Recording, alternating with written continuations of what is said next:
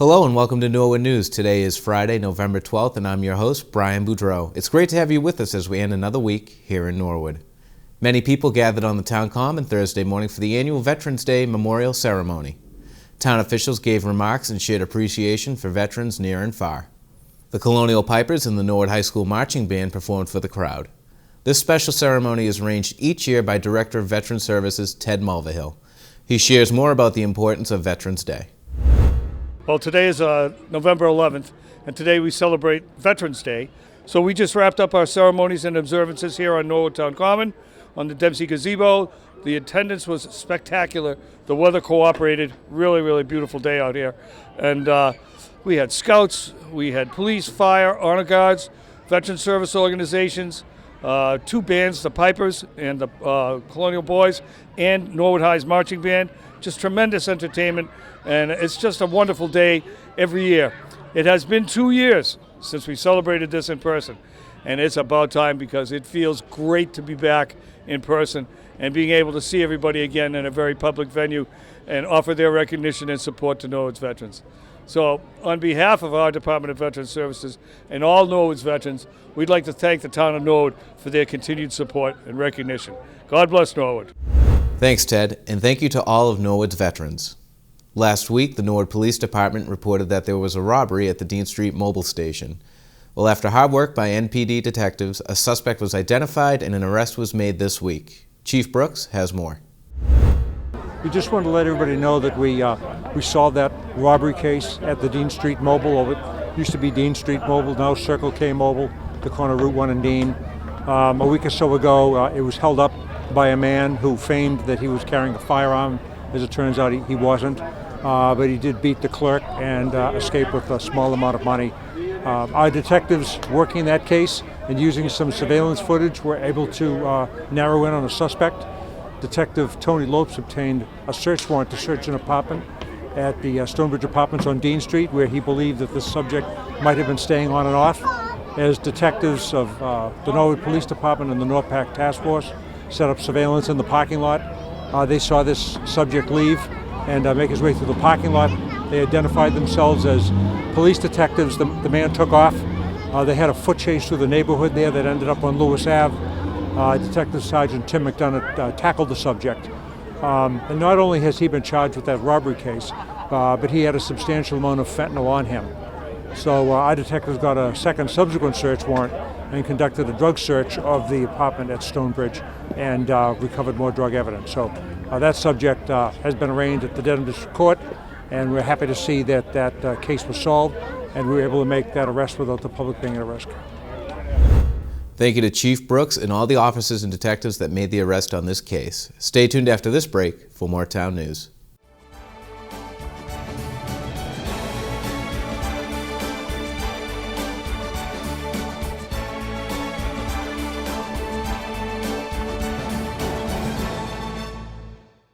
I'm a dad and a pastor. I'm a mom and a principal. I am a daughter, wife, and machu. Great-grandfather. I'm a rock climber. A husband, a father, and a grandfather. I'm a mother, a daughter, a wife, and a cousin.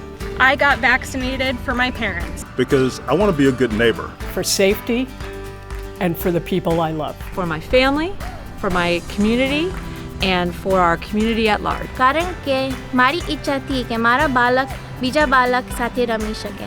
I got vaccinated so I didn't have to wear a mask. For my family and for my community, your community. We all come from different backgrounds and speak different languages. But we all agree on one thing. Get vaccinated. Get vaccinated. Get vaccinated. Getting vaccinated. get vaccinated. Vaccination card. To protect yourself and others, get vaccinated. To find out more information and to find a clinic, go to mass.gov/COVID vaccine.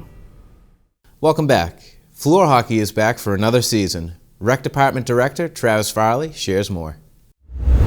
Hi Norwood, Travis Farley here with the Recreation Department, letting everyone know that our floor hockey program is back this year. It's in its 50th year. It is one of the longest running programs we have here at the Recreation Department. We are super excited about it.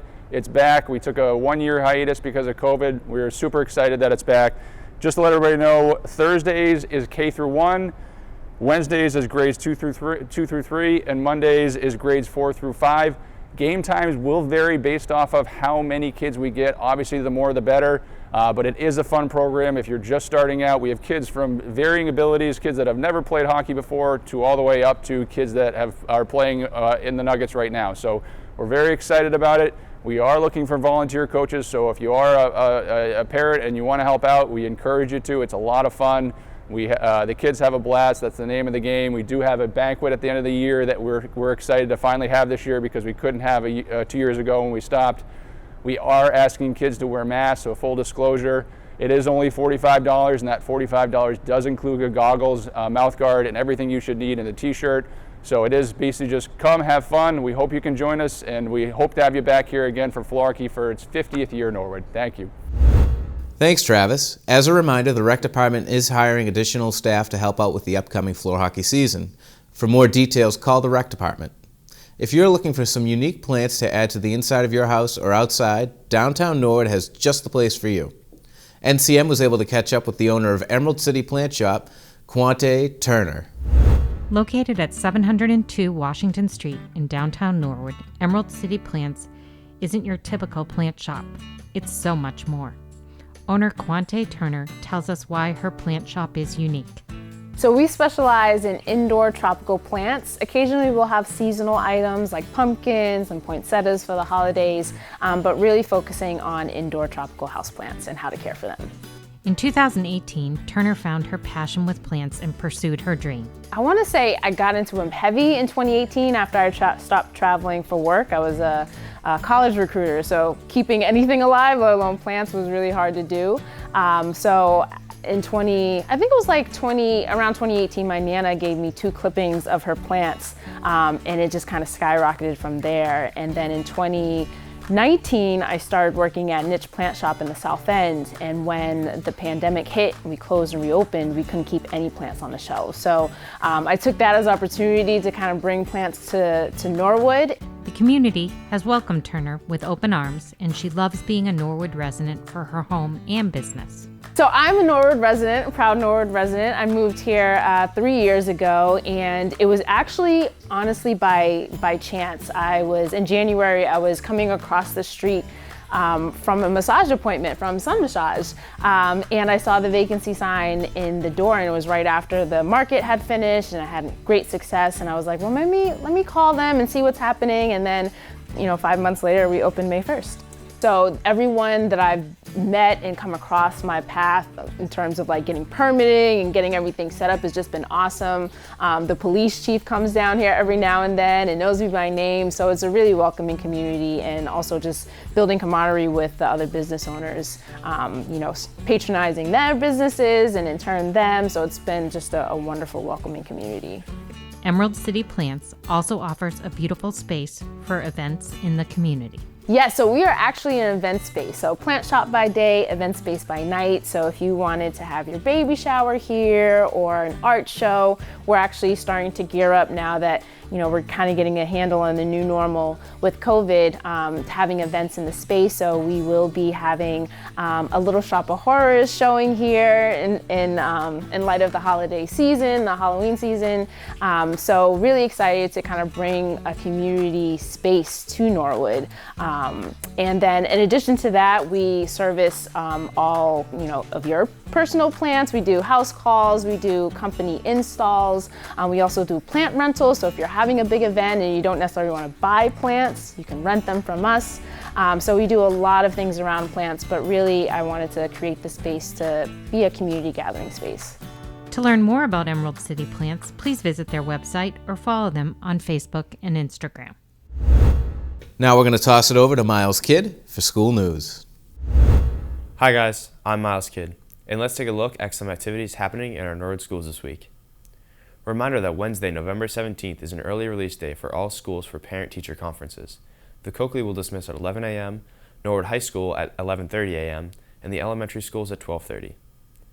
At the Balch School, students in Miss Salvucci's 4th grade class celebrated the end of October by solving some mysteries.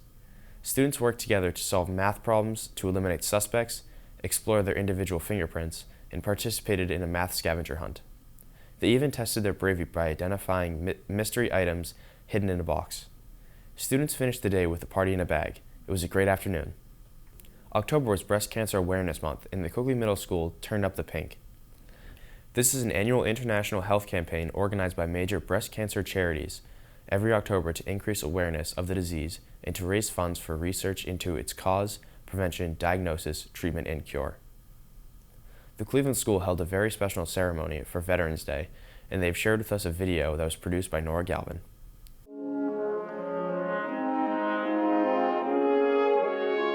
We thank them for their courage and pledge always to remember.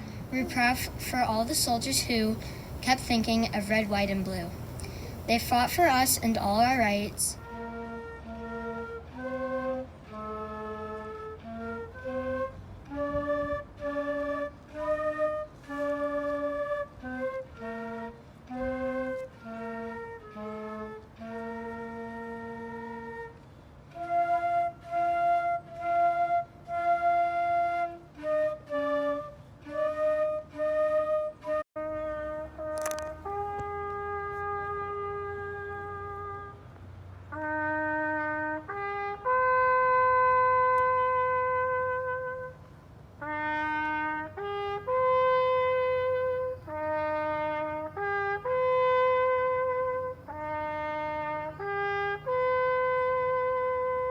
That was a special video. It's nice to see that students at the Cleveland School are paying tribute to our veterans. At the Prescott School, second graders were busy in art class by making clay animals, and Principal Brian Riley stopped by Miss Bedard's fourth grade string class. Let's listen in.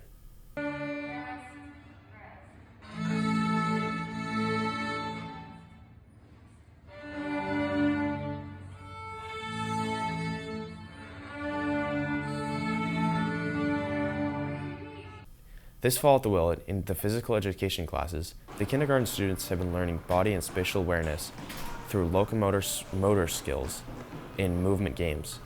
Mastering movement fundamentals establishes a foundation for sport-specific skills. Our culminating activity for this unit was a movement obstacle course, which students enjoyed. Obstacle courses help students develop coordination, strength, and balance, and are a great way for kids to get a full body workout. The Little Mustangs have been busy exploring fabulous fall this week, as well as learning about showing gratitude to our veterans. They've been making scarecrows, acorns, and squirrels. And they've had fun adding to their fall hallway this week with crows and pumpkins. The Little Mustangs' first exposure to Veterans Day is focused on thanking people for their service in creating red, white, and blue art projects. A daily activity in some classrooms is singing the pledge or singing We Love Our Flag. They also talked about thanking veterans every day, not just one day. Well, that's it for school news. There's something interesting happening in our classrooms and schools every day, and thanks to all the educators who share their news with us. Now let's send it over to Mike Maloof with Fall Sports. Hello and welcome to the Sports Update. Norwood's 3 tournament teams were knocked out of their respective playoff teams this week. Last Friday, girls soccer hosted Billerica for the first round of the tournament, and what a game it was.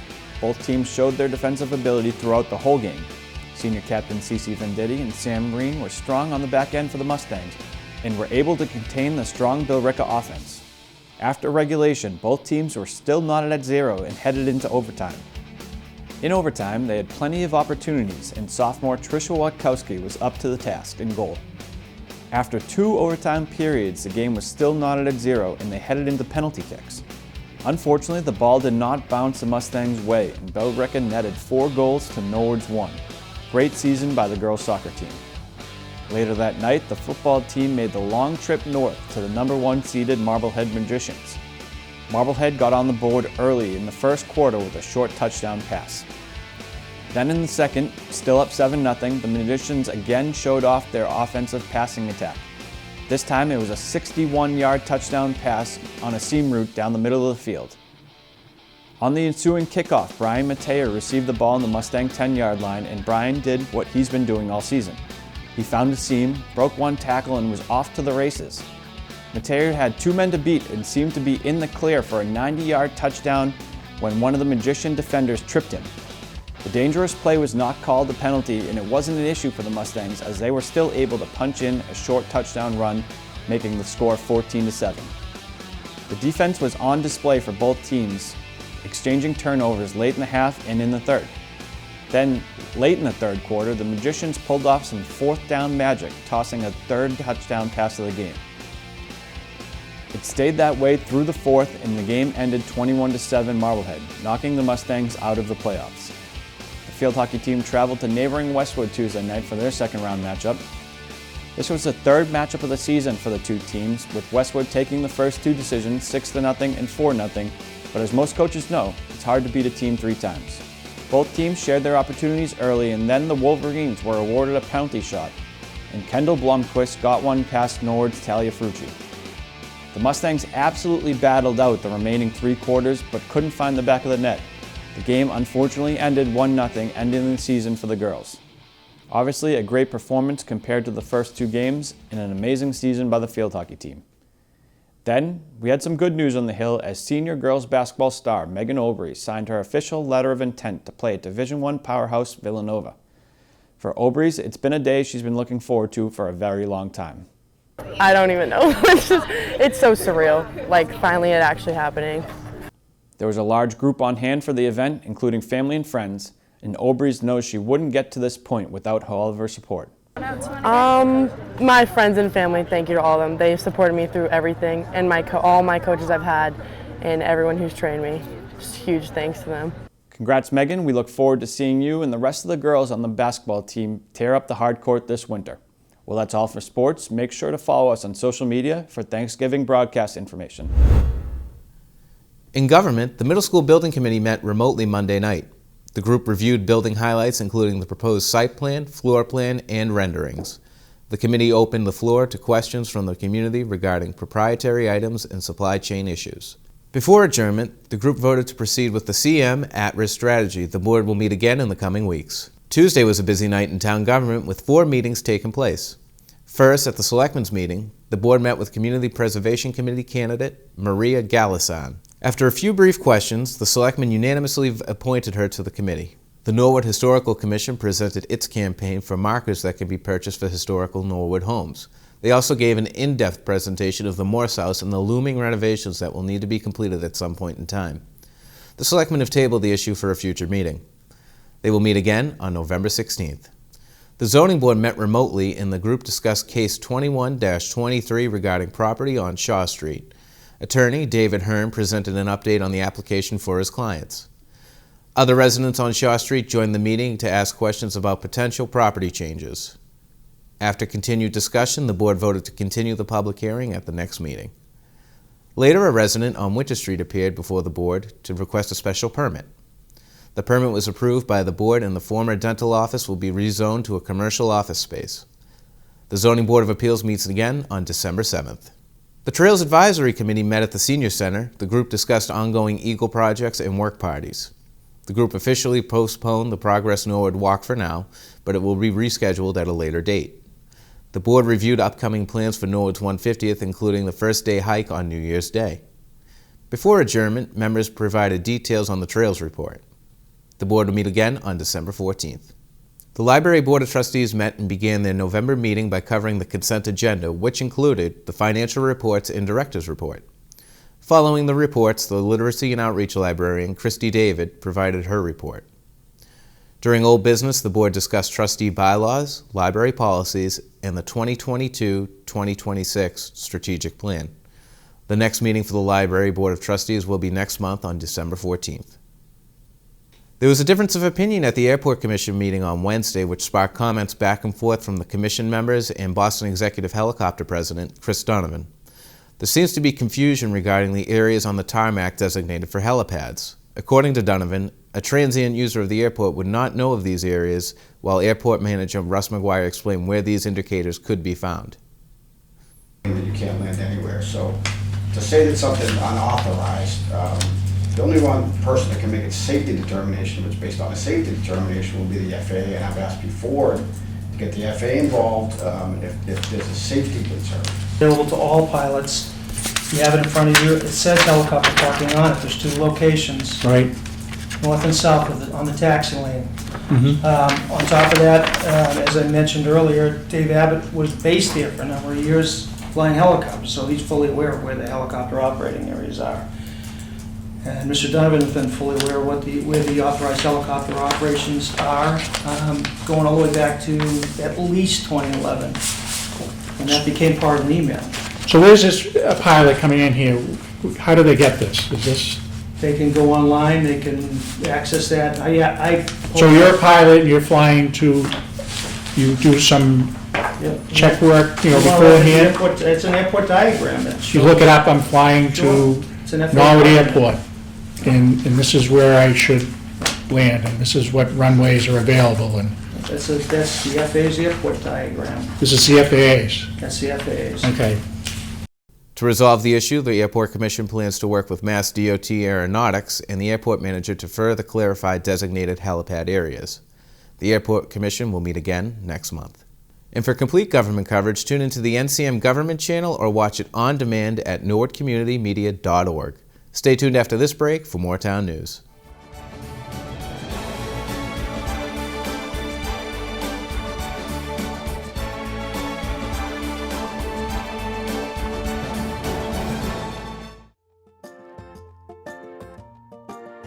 The Ecumenical Community Food Pantry of Norwood is a local volunteer organization that serves families in Norwood and the surrounding towns. Founded in 1989, serving just 6 clients, the pantry has grown to now serving over 350 families. Located at 150 Chapel Street in Norwood, the entrance to the pantry is at the back of the Grace Episcopal Church. The pantry hours are from 9 a.m. to 11:40 a.m. on Saturday mornings. For more information about the Norwood Food Pantry or how to donate or volunteer, visit www.norwoodpantry.org.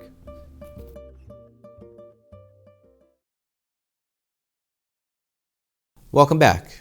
Tuesday, Norwood police officer and Army veteran Rick McGowan traveled up to Gillette Stadium to help with the Coats for Vets drive. The drive was put together by the Massachusetts Military Support Foundation. For McGowan, it's important to support veterans throughout the year and not only on Veterans Day. I think it's very important to help out with the veterans. You know, everyone's always, the one time a year, everyone is in support of veterans, but it's all year round that these veterans need support and need the help that they can get. Tuesday night, the 150th Committee held a meeting for those interested in volunteering. The committee needs many volunteers for next year's events. Katie Neal Rizzo shares additional details. So tonight we had our first volunteer training event for the Norwood 150th Committee. We have a number of big events that are coming up. We have first night, a fundraising celebration at the Skating Club of Boston, and a banquet. And we were looking to sign volunteers up for specific roles to help out with those events. We had probably about 40 to 50 people come tonight to sign up, help get the word out about Norwood 150th, the events that are coming up, and just spread the word in general about what we're doing. If anybody who wants to get involved and didn't have a chance to make the meeting tonight can visit our website at www.norwoodma150.gov, and there's a section where you can click on volunteers to sign up and register to be one of our volunteers. NCM is excited to bring you coverage of the 150th events all next year. On Sunday, November 7th, the Norwood Library was happy to open their doors and introduce back into the building the Sunday Concert Series. Steve Rudolph kicked it off, and it was a great time. On November 14th, the Women in World Jazz will be performing at the library, and to close out the series, Sony and Parley will be on the 21st. The concerts are held in the Simone Room on Sundays at 3 p.m. Just a reminder to residents that the 35th running of the Norwood Turkey Trot is coming up on November 21st. Sign-ups are still open and can be found at runsignup.com by searching for Norwood Turkey Trot. Pre-race sign-ups are $30 and day of sign-ups are $35. Come out and join a great day that raises money for the NHS Boosters Club. Well, that's all for Norwood News. To stay up to date with Norwood Community Media, follow us on Facebook, Twitter, and Instagram. As always, thank you so much for watching. Have a great weekend.